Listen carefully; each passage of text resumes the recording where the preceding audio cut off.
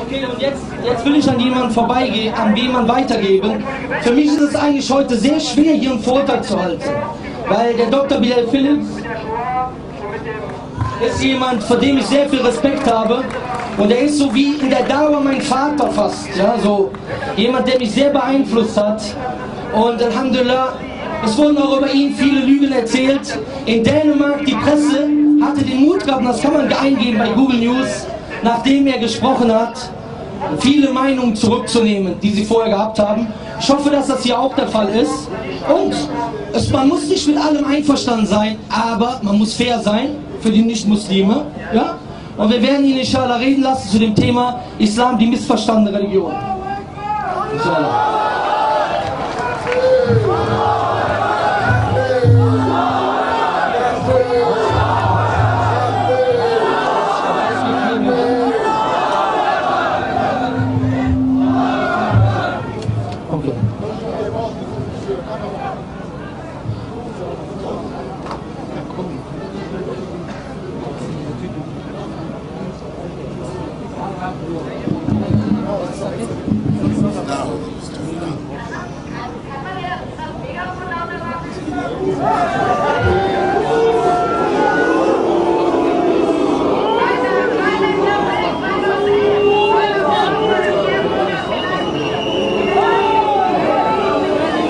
Okay Leute, komm, lasst euch nicht ablenken. Und bitte noch was, lasst euch nicht provozieren.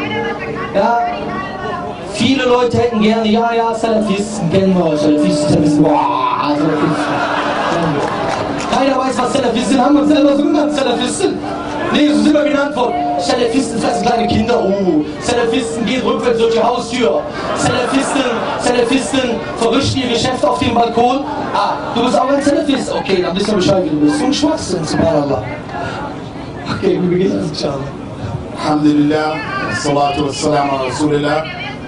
All praise is due to Allah, and may Allah's peace and blessings be on the last messenger of Allah.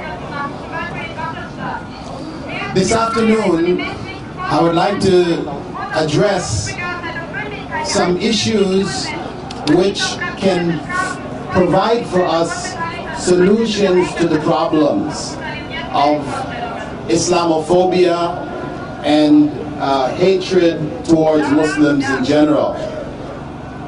So, the thing that we first must understand is, where is the source? Where do these ideas come from? Why do people have these attitudes? If we don't understand where these ideas come from, then it's not possible for us to deal with them.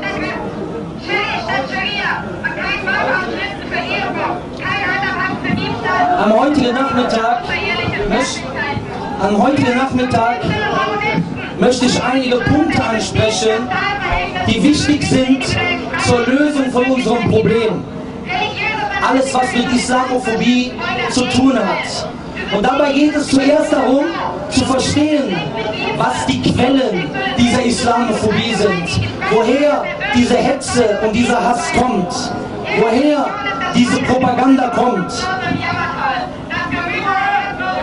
There are two main sources for distortion of information about Islam. The first source is deliberate distortion, where people have particular interests and seek deliberately to create a false image about Islam. The second source of misinformation is the misunderstood, accidental interpretation, where people have not deliberately sought to distort the image of Islam, but they just haven't understood what the real teachings or practices are.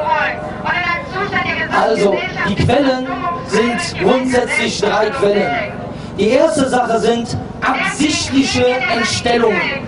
Das heißt, dass absichtlich falsche Dinge über die Religion erzählt werden. Die zweite Sache ist, dass es Muslime gibt, die einfach den Islam nicht praktizieren Übrigens, so wie man auch Christen kennt, nicht jede Tat, die ein Christ macht, hat das damit zu tun, mit dem Christentum. Und die dritte Sache ist unabsichtliche Fehlinterpretation der muslimischen Quellen. The first source of deliberate misinformation, this is something which has always existed around the truth which was brought by the messengers of God.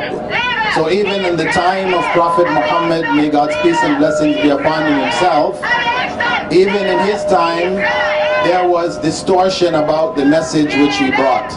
Those people who opposed him, opposed the truth, would try to discourage people by spreading lies about the Prophet and his life and his message. That group is supported historically also by the encounter between Europe and Muslims in Palestine, known as the Crusades.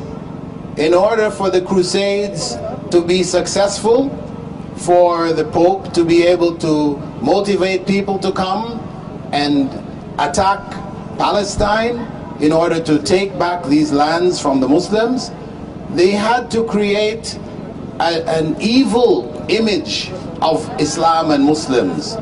So Prophet Muhammad was demonized and Islam was demonized in order to convince people to come all the way from France, England, etc., to come to that land, the land of Palestine, in order to fight against Muslims. Die erste Art von Missinformation, worüber wir geredet haben, was wir eben erwähnt haben, das heißt absichtliche Entstellung von Dingen, die es angeblich im Islam geben würde, ist etwas, was wir schon aus der Zeit des Propheten Mohammed, Friede und Segen mit ihm, kannten. Denn der Prophet, Friede und Segen mit ihm, über ihn wurden viele Lügen erzählt. Und natürlich werden heute auch noch viele Lügen erzählt. Ja? Zur damaligen Zeit, die Mekkaner haben keine Chance ausgelassen, über den Propheten Mohammed, Friede und Segen mit ihm, etwas Schlechtes zu erzählen. Die zweite Sache war gewesen, gab es dann beispielsweise zur Zeit der Kreuzfahrer.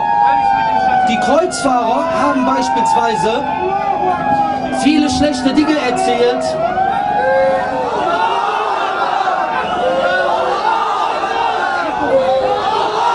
Die Kreuzfahrer, die haben beispielsweise, um nach Palästina einzufliegen, viele falsche Dinge über den Islam verbreitet, um den Kampf gegen die Muslime zu rechtfertigen.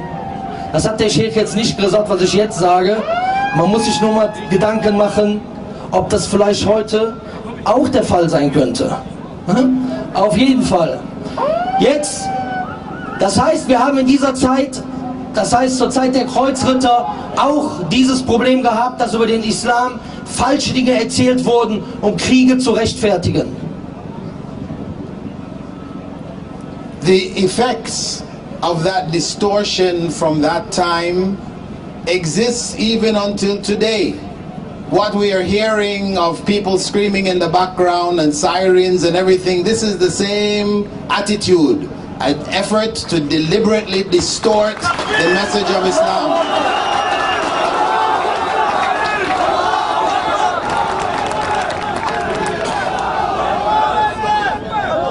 But at the same time, we also should understand the sources of inadvertent or accidental misinformation.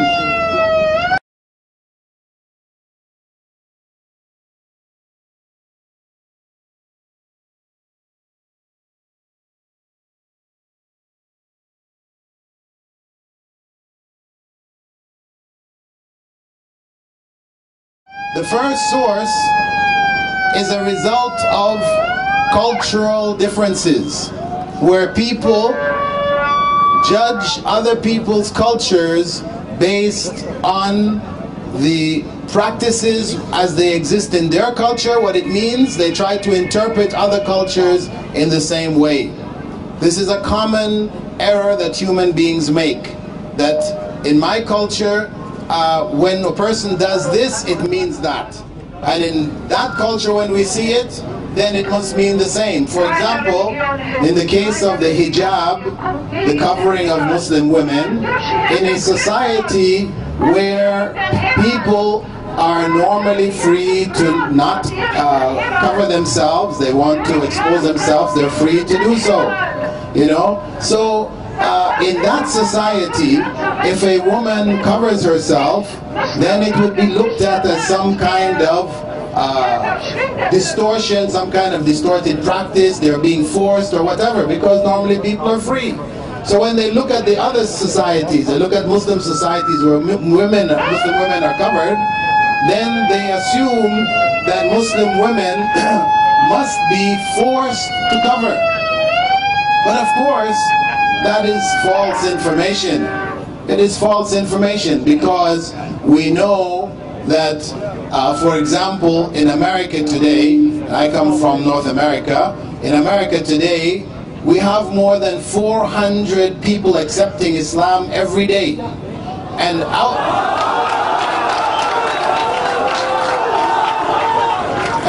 of that 400, more than 60% of them are women, North American women.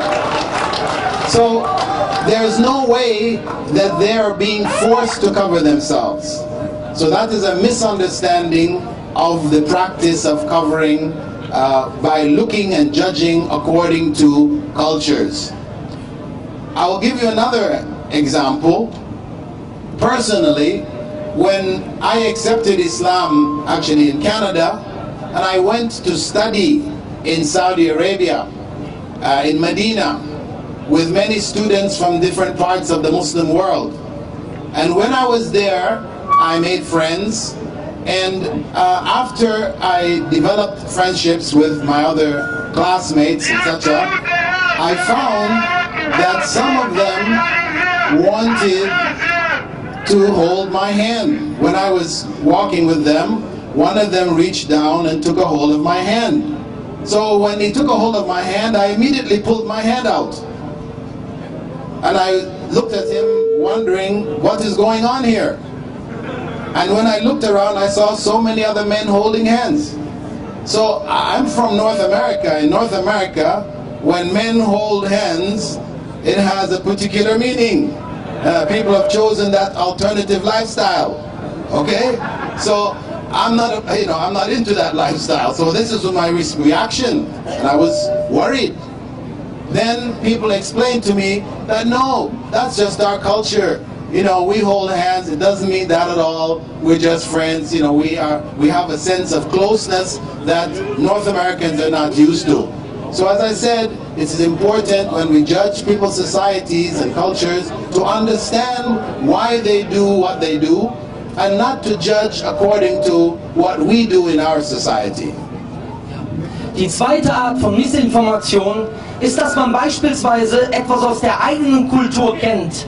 Etwas hat in der eigenen Kultur eine bestimmte Bedeutung und man sieht es dann in der anderen Kultur, wo es eine ganz andere Bedeutung hat, und richtet über diese Sache in der anderen Kultur über das Verständnis, was man aus der eigenen Kultur kennt. Beispielsweise eine Frau, die ihren Kopf bedeckt. Und ich sage das auch von mir aus, in der Bibel beispielsweise 1. Korinther 11, Vers 7, ist das ein Zeichen der Unterdrückung der Frau. Ist das ein Zeichen, dass die Frau dem Mann untergeordnet ist. Und deswegen denken viele, wenn die muslimische Frau ein Kopftuch trägt, dass das ein Zeichen dafür sei, dass sie weniger wert sei oder dass sie unterdrückt sei. Aber in Nordamerika nehmen jeden Tag 400 Menschen den Islam an. Und die meisten davon sind Frauen.